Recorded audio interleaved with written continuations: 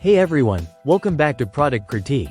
Today, we're diving into a unique accessory that aims to transform your iPhone experience.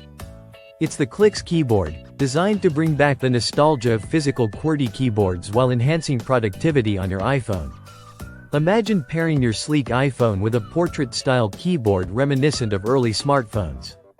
That's exactly what the Clicks keyboard offers, blending modern iPhone functionality with the tactile response of physical keys. The Clicks keyboard boasts a bold design, offering a variety of color options to match your style.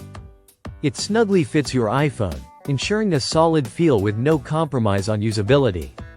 However, it does sacrifice MagSafe compatibility, which might be a drawback for some users. Typing on the Clicks keyboard provides a satisfying tactile response with its raised, backlit keys.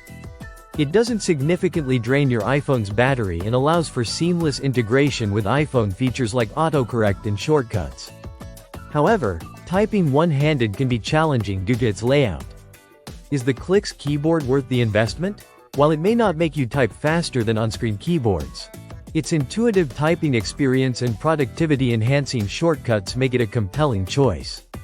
For those seeking a blend of nostalgia and modern functionality, that wraps up our review of the Clicks keyboard.